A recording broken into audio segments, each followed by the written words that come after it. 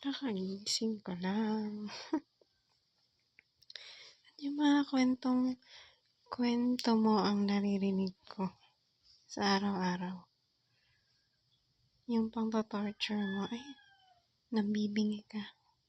Nalaman ko na kung ano yung itinatapat mo sa akin. Maliban doon, may hinala pa. Maliban pa sa ultrasonic device na ginagamit niya, improvised, meron din. Ganito, umaga.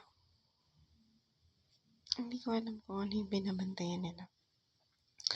Bawa na nagkaso ka, hindi ka na basta magbabantay.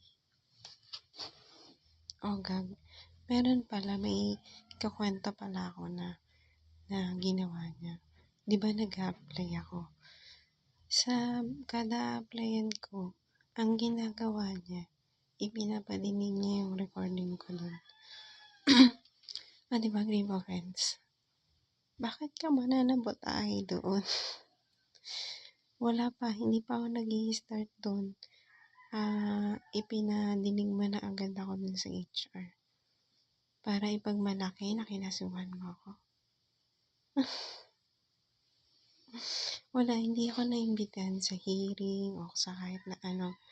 Wala akong na-receive na telegram na, kailangan mo magpunta dito. O kaya magpunta ka sa ganito. Tapos tinatanong ko kung sa lawyer, kung halimbawa na naiintindihan niya ako, ipina-access niya ako doon. Yan sa City Hall. Wala namang sinasabi na instructions. Kaya wala, invalid. So, yung mga pakana mo, ayusin mo. Kasi kaya ko din yung gawin. Halimbawa na mag-work ako. Yung mga katrabaho ko na yun, i-authorize ko sila. Kasi madali lang yan para sa akin. Ang ginawa niya, kada application ko, ina-access niya yun. Ina-access niya yung company na yun.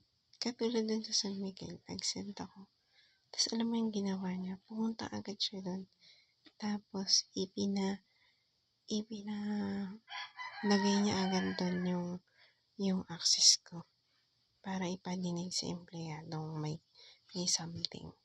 Sa empleyadong kamiyembo ng kung ano man samahan nila. Ganyan. O kaya ng ma'am. Ay, alam ko na yung modus mo, hindi ka makakaligtas sa akin.